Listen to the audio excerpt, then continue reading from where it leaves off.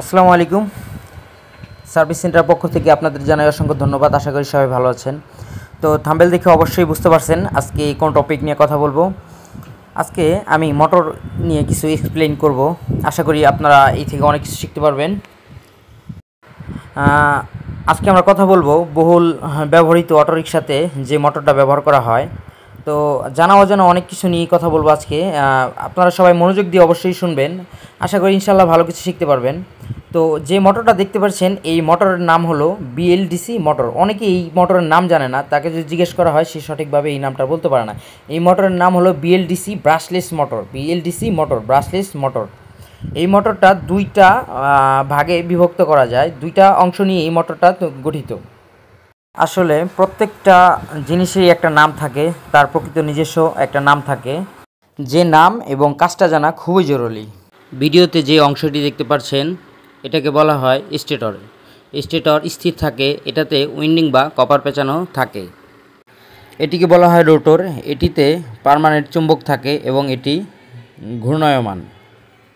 এবার আসা যাক একটি মোটর চলতে থাকার পিছনে মূল মেকানিজম কী। তার আগে অনেকের মাঝে থাকা একটি কনফিউশন দূর করে দিচ্ছি। আমরা যারা মোটর ওয়েন্ডিংয়ের কাজ করি তারা হয়তো দেখতে পারবো যে রোটরের সাথে পার্মানেন্ট যে ম্যাগনেট থাকে, এই ম্যাগনেটে যদি আমরা লোহার দণ্ড ধরি বা কাছে টেনে নিই, সেক্ষেত্রে প্রত্যেকটা চুম্বকী বা ম্যাগনেটেই লোহাকে টেনে নিচ্ছে। বিপরীত সেই রকমই যদি আমরা পার্মানেন্ট ম্যাগনেটের গায়ে যদি অন্য একটি ম্যাগনেট ধরি, সেই ক্ষেত্রে সে আকর্ষণ বিকর্ষণ করে, কিন্তু লোহার ক্ষেত্রে সেটা কখনোই করে না। কারণ হলো লোহা বা আয়রন এটি একটি ফেরোম্যাগনেটিক ধাতু, যা চুম্বকের আকর্ষণে সাড়া দেয়। চুম্বকের কাছাকাছি গেলে লোহার মধ্যে থাকা ইলেকট্রনগুলো সাময়িকভাবে অ্যালাইন হয়ে যায়, যার ফলে লোহা এবং চুম্বক একে অপরকে টেনে ধরে। এখন আসা যাক মোটরে ব্যবহৃত ম্যাগনেট নিয়ে। মোটরের যে ম্যাগনেট ব্যবহার করা হয়, আমরা অনেকেই কাজ করি কিন্তু মোটরের ম্যাগনেটের নাম জানি না। আমাদের মোটরের যে ম্যাগনেট ব্যবহার হয়, এই ম্যাগনেটের নাম হলো নিওডিয়াম ম্যাগনেট। নিওডিয়াম বিশ্বের মধ্যে 15টি শক্তিশালী ম্যাগনেটের মধ্যে একটি ম্যাগনেট হলো নিওডিয়াম ম্যাগনেট, যা মোটরে ব্যবহৃত হয়। এই ম্যাগনেটগুলো এতটাই শক্তিশালী যে 1 থেকে 2 ইঞ্চি ম্যাগনেট দিয়ে 1 থেকে 2 কেজি ওজনের লোহা টেনে তোলা সম্ভব। ম্যাগনেট দুইটি দিক নিয়ে গঠিত, নর্থ এবং সাউথ, উত্তর এবং দক্ষিণ মেরু। দুইটি মেরু নিয়ে একটি ম্যাগনেট গঠিত হয়। চিত্রে যেমনটি দেখতে পাচ্ছেন, পরস্পর সেম মেরু হলে বিকর্ষণ করবে, পরস্পর বিপরীত মেরু হলে আকর্ষণ করবে।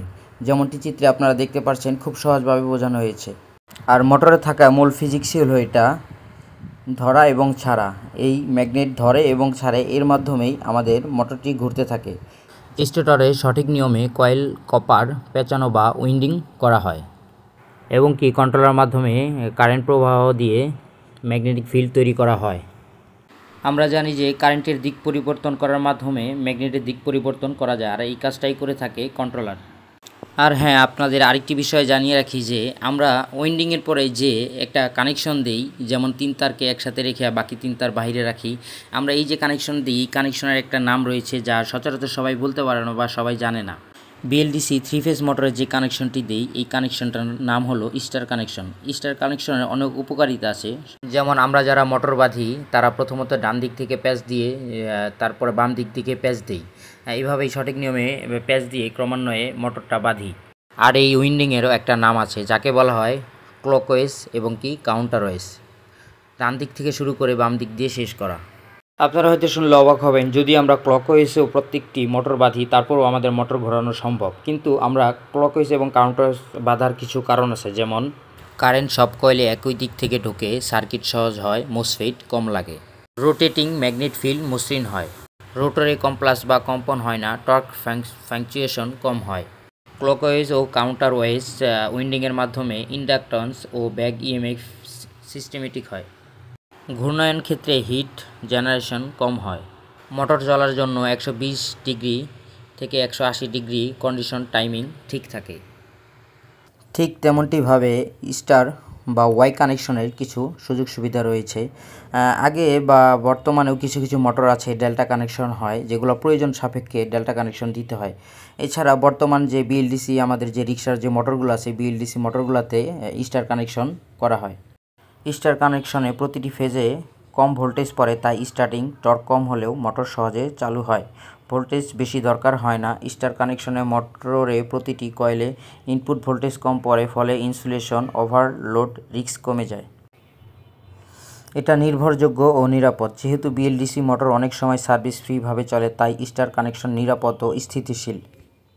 চিত্রে যে ডায়াগ্রাম দেখতে পাচ্ছেন সেই অনুযায়ী কপার কয়েলগুলো স্থির থাকে, কিন্তু কারেন্টের প্রয়োগের মাধ্যমে অল্টারনেটিংয়ের মাধ্যমে কয়েলের বা ম্যাগনেটের ফিল্ড বা মেরু পরিবর্তন করা হয়।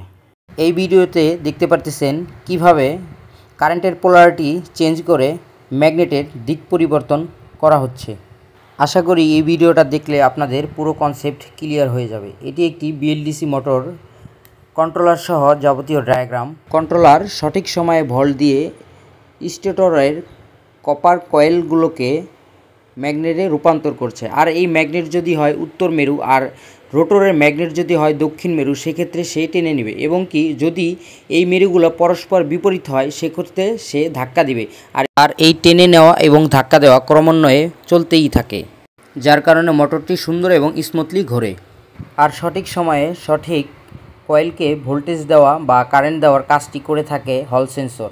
ভিডিওটি ভালো লাগলে একটি কমেন্ট করে যাবেন ও সাবস্ক্রাইব করে রাখবেন। ধন্যবাদ, সবাই ভালো।